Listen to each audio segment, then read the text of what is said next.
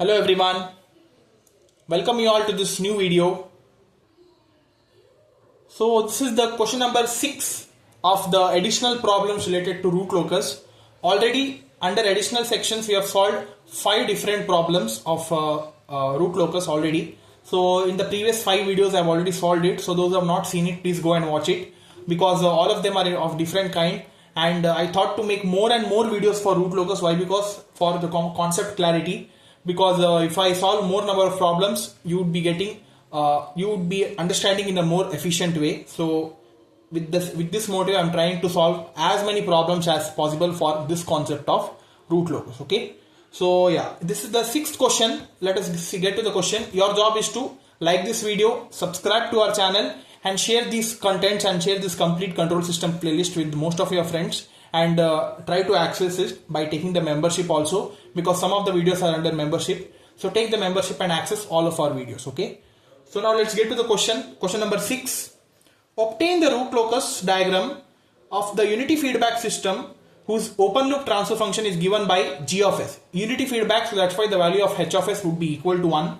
So g of s is given as k is g of s is equal to k into s square minus 2s plus 5 whole divided by s plus 2 into s minus 0.5. Okay, so this is the given OLTF here.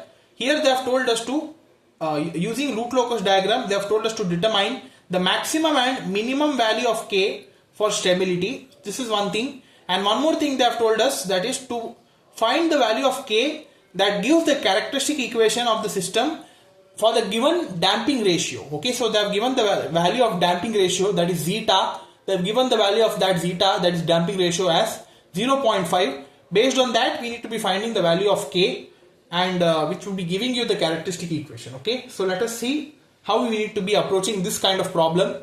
This is a very important problem, so please watch this till the end. Okay, yeah. So now let's get started with the solution. Initial step, as always, that is to find the starting and ending point of the root locus. So in beginning, we know that I've told you in most of my videos, that is root locus always starts at open loop poles at the value of k, that is at k is equal to 0, and it terminates at open loop zeros at k is equal to infinity. Okay, so based on this condition, now here if you check the number of poles and number of zeros, totally here in this problem we are having 2 poles, that is s is equal to minus 2 and s is equal to plus 0.5. Okay, so these are 2 poles. So therefore number of poles is 2, and here there are 2 zeros as well, because here in the numerator we are having s square minus 2s plus 5. Again, this is a quadratic equations, so it indicates that we are having 2 zeros. We need to be finding its roots by using the calculator again. So I have told you the setup multiple times. Once again I'll tell: mode setup, then press EQN here, that is number 5. Then after that press this number 3 here, that is for the order of ax square plus bx plus c is equal to 0. Then fill the coefficients with respect to the question, that is we are having minus s square minus 2s plus 5. So 1, minus 2 and 5 we need to be filling here. That is, first value is 1, enter. Then next value is minus 2, enter. Next is plus 5, enter. Now it would be giving you the 2 roots. The first root is 1 plus 2i, 1 plus j2, and second one is 1 minus j2. Okay, so again in this case we are having 2 zeros which are complex values. Okay, it indicates that here there is no angle of departure, but instead of angle of departure we are having the concept of angle of arrival. Okay, both of them are the same thing, the formula remains the same, but here for angle of arrival the formula slightly changes because the poles and zeros are shifted. Angle of departure is always calculated for complex poles, and angle of arrival is always calculated when you are having complex zeros. In this particular problem we are having complex zeros. Okay, so there is a slight change in the formula. I'll tell you, it's very easy. Okay, so while discussing the root locus I'll tell you that. So again the number of zeros also in this case is 2. So now the second step is to find the number of root locus branches for this particular question. For this question, the number, since there are 2 poles, so that's why we are having 2 root locus branches. Next step is to calculate the number of asymptotes, that is modulus of p minus z.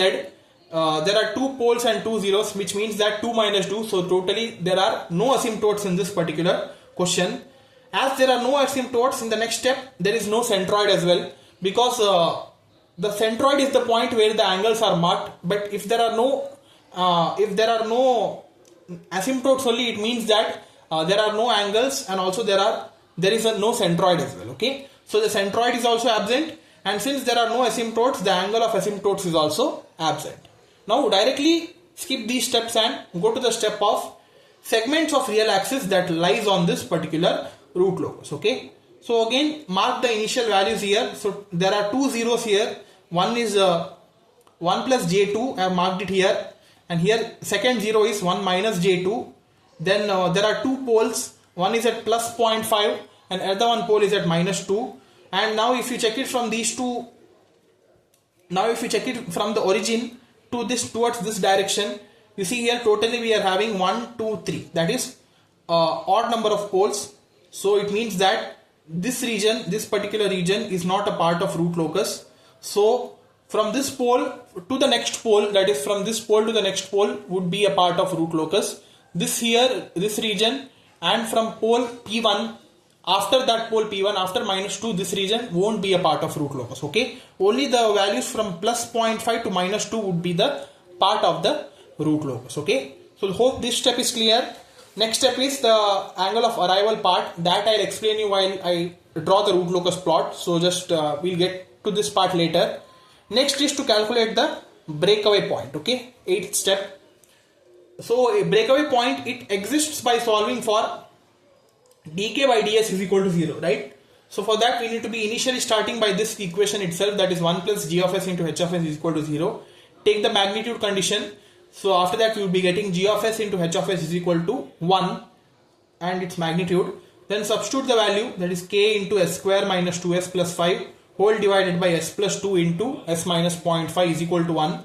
So the value of k would be equal to this denominator, you bring it to other side, and numerator to bring it to other side, it would be reciprocated, and we would be getting k is equal to magnitude of s plus 2 into s minus 0.5 whole divided by s square minus 2s plus 5. Okay, now what to do, just solve this numerator part. So s into s is s square minus 0.5s plus 2s plus into minus minus, so 0.5 into 2 is 1. Okay, whole divided by s square minus 2s plus 5. Then after that take its derivative, dk by ds.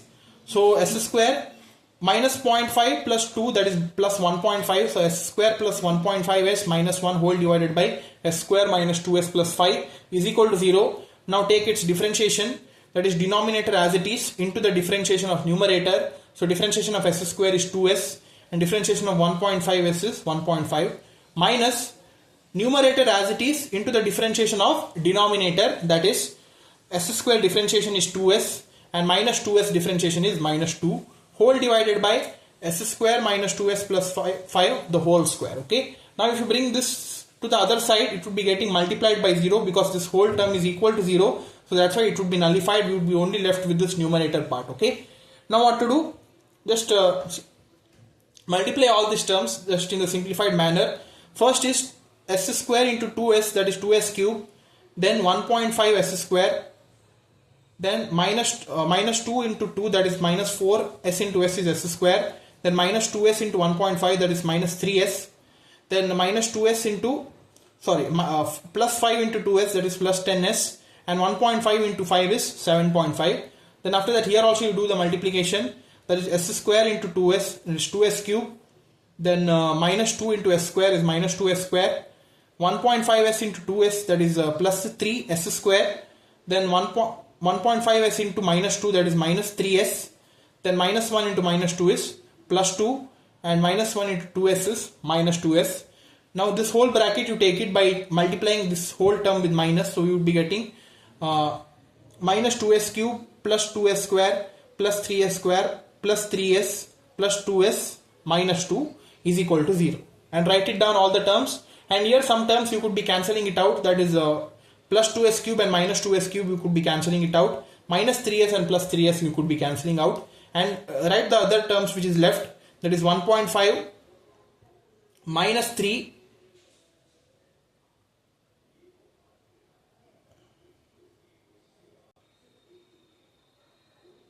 1.5 minus 3 minus 4, that is minus 3 minus 4 is minus 7, minus 3 minus 4 is minus 7, and 1.5 plus 2 is 3.5, so minus 7 plus 3.5 is minus 3.5 here.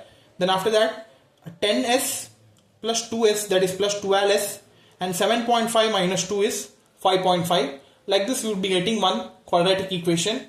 Now we need to be finding the roots here by using the same calculator method, that is mode setup, equation number 3, that is ax square plus bx plus c, and the coefficients are minus 3.5, 12 and 5.5.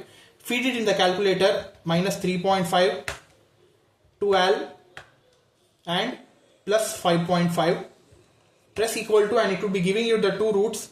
First root is 12 plus root 221 by 7, that is 3.838. Second root is 12 minus root 221 by 7, that is minus 0.4094. Okay, and if you check with respect to these two roots here, this is invalid because we are having the positive value which is not a part of root locus, because this complete region is not a part of root locus. But here the next value is minus 0.4094. It is a part of root locus here. Okay, so that's why the valid breakaway point in this case is minus 0.4094 or minus 0.41. Okay, so this is the valid breakaway point. After that, the next step is intersection of root locus with the imaginary axis. For that, again started with the equation of 1 plus g of s into h of s is equal to 0, and substitute the value of g of s into h of s, that is again the same thing, k into s square minus 2s plus 5 whole divided by s plus 2 into s minus 0.5 is equal to 0. Then take the LCM, so s plus 2 into s minus 0.5 plus k into this term whole divided by this term is equal to 0, and if you bring this to other side it would be getting multiplied by 0 and nullified. So now just solve this equation here, that is s square.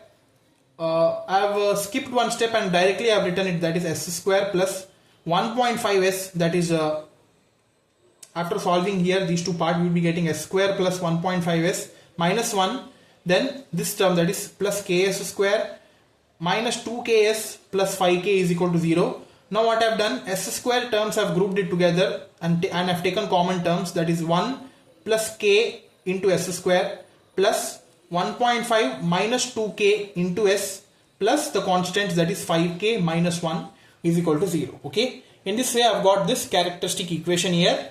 Now using Routh array, try to find the value of k here for this particular question. So first consider the write the degrees here, s square, s power 1, s power 0. Then consider the even coefficients, that is 1 plus k, 5k minus 1, 0. Next is 1.5 minus 2k, 0, 0. Okay, now multiply these two terms, 1.5 minus 2k into 5k minus 1, and 1 plus k into 0 is 0 itself, whole divided by 1.5 minus 2k. And here if we can cancel out this 1.5 minus 2k and we are left with here 5k minus 1. Okay, now what to do for marginal value of k, this would be equal to 0, right? So that's why 5k minus 1 is equal to 0, therefore 5k is equal to 1, k is equal to 1.5, 1 by 5, so k would be equal to 0.2. Now consider the auxiliary equation, that is 1.5 minus 1.5 minus 2k into s is equal to 0. Now substitute the value of k, that is 0.2, and whatever if you substitute also this whole term, if you bring it to other side it would be getting divided by 0, so that's why our value of s would be equal to 0. So now what we should be doing, 1.5 minus 2k is equal to 0, so 1.5 is equal to 2k, k is equal to 1.5 by 2, so therefore our value of k would be 0.75. Okay, so for this value of k, now again what we need to be doing is considering the actual auxiliary equation. Now because these two terms would be nullified here as we have seen, now consider this part here, that is 1 plus k s square plus 5k minus 1 is equal to 0. Okay, now here substitute this new value of k which we have got, that is a 0.75. Okay, so here we have got two values, that is one is the maximum value, that is 0.75, and the minimum value 0.2 for this particular condition. In the question they had asked for maximum and minimum value. So this is k min here and this is k max. So now substitute the maximum value of k with respect to higher degree. that is 0.75 in this equation. So 1 plus k, that is 1 plus 0.75, that is 1.75 s square, plus 5k, that is 5 into 0.75, that is 3.75, minus 1, that is 2.75. Then solve this here for s here. So 1.75 s square is equal to minus 2.75. S square is equal to minus 2.75 divided by 1.75. If you solve it, you will be getting s square is equal to minus 1.7. Therefore, s is equal to plus or minus j 1.253 if you take its root. Okay. So this is the point of intersection which we get at the imaginary axis, this point. Okay. After that, again I have concluded this here. Maximum and minimum value of k for stability is given by this range of k, that is 0.2 to 0.75. The k range of k for stability is these two values. It not starts from 0. It starts from 0.2, which is the minimum value, and this is the maximum value. Okay. Now one more condition is left, that is to be finding the value of k for the particular value of damping ratio given, right? So here they have given the damping ratio value zeta is equal to 0.5. We know that with respect to this zeta, we are having one formula for theta. That is, we know that theta is equal to cos inverse of zeta. So substitute that, that is cos inverse of 0.5. And if you put that in the calculator here, shift cos inverse of 0.5, we would be getting theta is equal to 60 degree. Okay, in degree mode you keep it, we would be getting 60 degree. Now what we need to be doing is, now draw a straight line from the origin at an angle of 60 degree with respect to negative real axis and cut the root locus at point Q. After cutting, we would be getting these four length values. Then with respect to that point Q, whatever we have got, we need to be trying to find the value of k by multiplying k is equal to L1 L2 divided by L3 L4. One is for real positive part and real positive part and negative part. Positive part divided by negative part, its product. And if you solve it, somewhere you would be getting 0.3125. Okay. So how to take these values here? You should be measuring it and writing the measurement. Okay. So this is in terms of centimeters here. So that these things I will explain you while I draw the root locus plot. Okay. So this will explain you while drawing the root locus plot. So now let's get to the plot now. So this is the initial setup for the root locus plot based on the ranges of values I have marked it for this particular sixth question. Okay. You see here, this is the imaginary axis here up to plus or minus j3 omega I have marked it, and this is the real axis here. So now initial step is to be drawing all the poles and zeros at the beginning. So totally in this problem we are having 2 zeros and 2 poles, right? So let us mark that. The first 0 is 1 plus 2j, right? So here we are having first 0, that is z1, and the second 0 is 1 minus 2j, that is here. This is z2. Okay. Now we'll mark the poles. One pole is at plus 0.5, that is here. This is the first pole, P1. Sorry, this is the second pole, this is P2, and P1 is at minus 2. Okay. So this is P1. So 2 poles, 2 zeros are marked. Then after that the centroid. The centroid is at, oh yeah, I forgot there is no centroid here. Why? Because 2 minus 2, 2 poles, 2 zeros would be equal to 0. So that's why there is no centroid and no angle of asymptotes. So that's why those steps can be skipped. Now directly mark the point of intersection and breakaway point. Okay.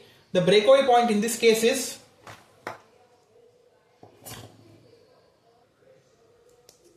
minus 0.41. That is the first, that is the only breakaway point.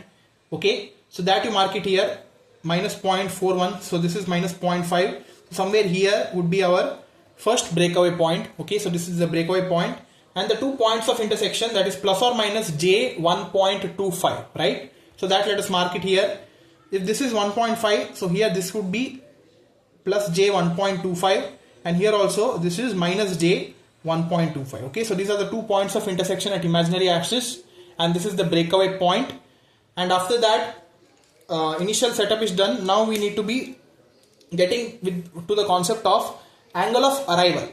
Here there is no angle of departure because there are no complex poles. Instead of complex poles, we are having two complex zeros here. So that's why the concept of angle of arrival comes into the picture, not the angle of departure. So you see here angle of arrival. Angle of arrival at complex 0 Z1. Okay. Now I am drawing angle of arrival with respect to Z1 here. Any one of them you could be considering. I have considered Z1. So here initially we need to be finding the value for phi Z2, phi P1 and phi P2. And the formula also is slightly changed for angle of arrival. For angle of departure it was 180 minus summation of poles plus summation of zeros, right? But for angle of arrival it is reversed here. You see here 180 minus summation of zeros first plus then summation of poles. Okay. So keep that in mind. For both the things the formulas are not the same. I guess in one of my videos I've told that for both the formulas are same. So I beg my pardon for that. The formulas are slightly different here for angle of departure and angle of arrival. So note it down. Okay. So this is the formula. Now find phi Z2, phi P1 and phi P2. This steps remains the same. Take the protractor. Keep the first at Z2 here and check at which point, at which degree it meets Z1. It is exactly the straight line. It means that it is 90 degree. So that's why phi Z2 here in this case is 90 degree. Now for phi P1, keep it at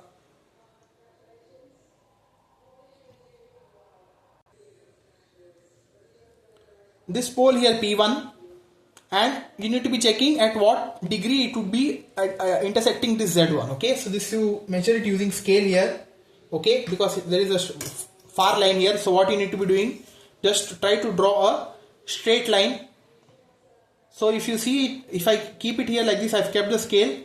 You see here at what point, at this point here, at somewhere it is between 40 and 30. That is somewhere in it is 35. So that's why the first angle here phi P1 in this case is 34 degree. Okay, so I have just interchanged it. Sorry, so this should be 34 and this should be 76. Okay, phi P1 is 34 degree. Now phi P2, the same thing. Keep the protractor here at P2 and check for the angle which is formed here. Okay, so the angle here it's formed at this point here in between 80 and 70, somewhere 75 degree, and I have marked it as 76 degree here. Okay, so phi, if this 76 75 it's one and the same, so phi P1 is 34 and phi P2 is 76 degree. Now what to do? Substitute these things in the formula, that is phi A is equal to 180 minus phi Z2 plus phi P1 plus phi P2. So 180 minus 90 plus 76 plus 34, that is 180 minus 90 is 90 itself. 90 plus 76 is 166. 166 plus 34 is 200 degree. Okay, so angle of arrival is 200 degree for this particular question. Okay, so with respect to both the zeros, we need to be drawing the angle of 200 degree, or if you want to draw it in the negative way, downward direction, you could be marking it as minus 160 degree also. It is one and the same. Okay, now from here draw the angle of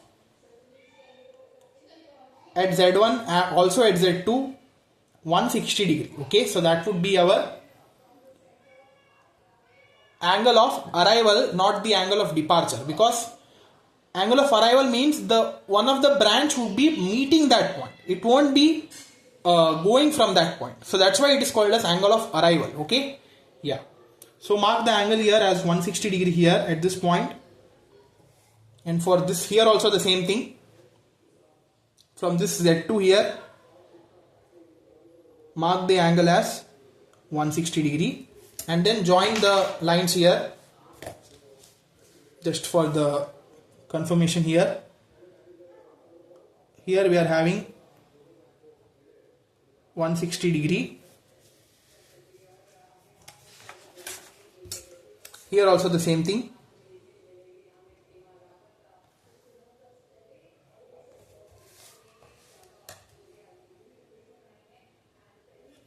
$160. Okay, so angle of arrival is marked now. Now after this, we need to be drawing the root locus for this particular question. Okay, So after drawing the root locus, don't think that the problem is over. We have one more step left with respect to the damping ratio, the length and all. That also is yet to tell. So don't think that the problem is over here. Yeah. So now let's draw the root locus now. So for the root locus here, there are two poles. So there would be two root locus branches which would be starting from P1 and P2. And this is the breakaway point here. So what it does here is, from P1 one branch would be approaching this breakaway point. Also from P2 one branch of root locus would be approaching this breakaway point. And after that, at this breakaway point, it would be going like this, touching the point of intersection at imaginary axis and bending at an angle of arrival of 160 degree and terminating at this 0z1. Okay. And one branch downwards also the same thing. It would be touching this intersection point and bending at an angle of 160 degree and terminating at Z2. Okay. Yeah. So you see here it is happening here. Two branches are meeting here at this breakaway point, and it goes here, touches this point of intersection at an angle of 160 degree. It bends and terminates at the first complex 0 Z1. And one more branch here, again the same thing. It goes down, touches this point of intersection and bends at an angle of 160 degree and terminates at this complex 0 Z2. Okay. In this way the root locus plot is drawn, and these two branches, both of them would be terminating at these two zeros here. Okay.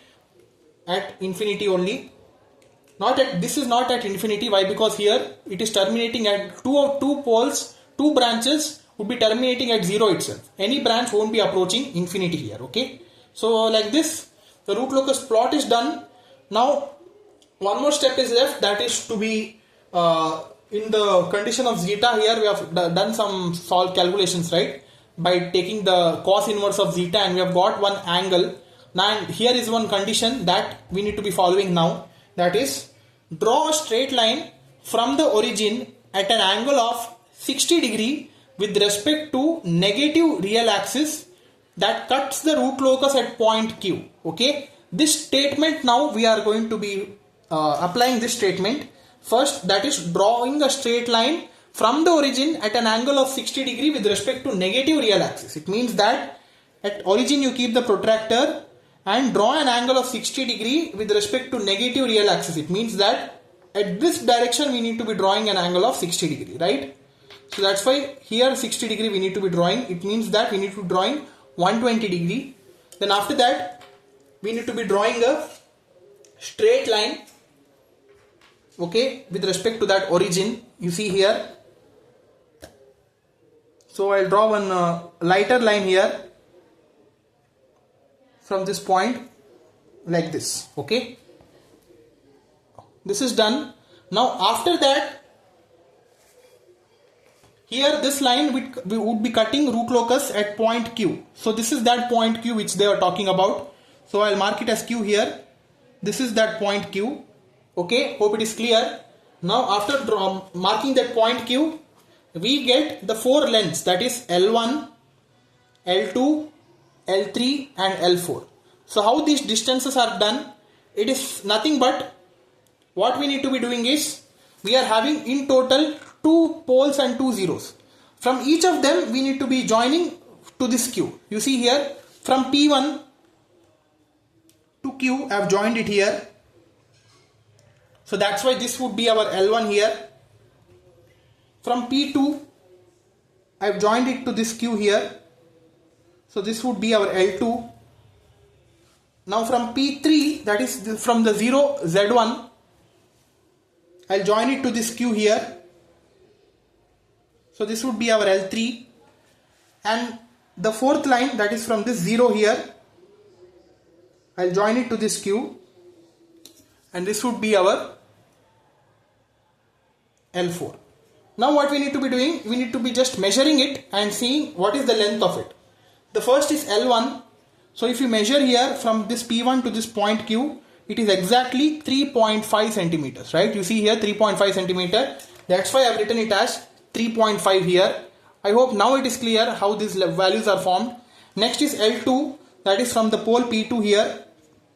This is exactly 2 centimeter, right? So again L2 is equal to 2 centimeter. Next is L3, that is here. This is L3, right? So from this point Q to this Z1 here, you see it is exactly 4 centimeters, right? 1, 2, 3, 4. It is 4 centimeter. So that's why L3 is equal to 4. And L4, that is from this point Q to this 0 Z2, that is approximately, and it is equal to 5.6 centimeter. Okay, so I have marked it here as 5.6 centimeter. Now I guess it is clear how the measurements are taken and how these values are written. I hope it is clear. Now K at point Q is given by this formula, that is K is equal to L1 L2, that is for L1 L2 is for poles. With respect to poles we have drawn this, divided by L3 L4, this is with respect to zeros. So that's why product of L1 L2 divided by product of L3 L4. Take the product.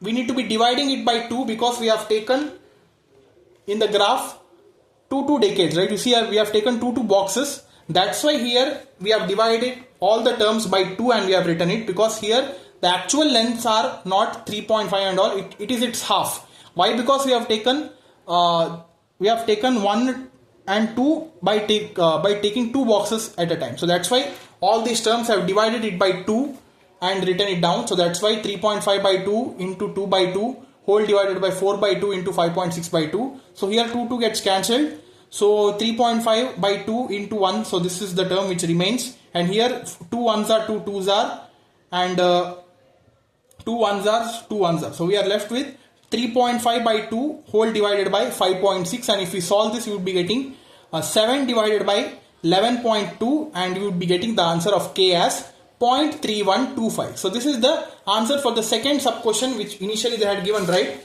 That is to find the value of K that gives the characteristic equation of the system with respect to this damping ratio 0.5. Okay, so using Root-Locus, in this way we need to be finding that value of K. Okay, so I've tried to explain this problem in a most clearest manner for you guys, so that you will be understanding it in a proper way. And I've also drawn and show you these lines and made you understand. I hope this is clear. And also I've drawn the Root-Locus using black pen so that it would be highlighted. So please try to access these contents. If you have understood it, hit a like button and support us by subscribing our channel. And stay tuned for the upcoming problems related to Root-Locus. Okay, that's all guys. Thank you.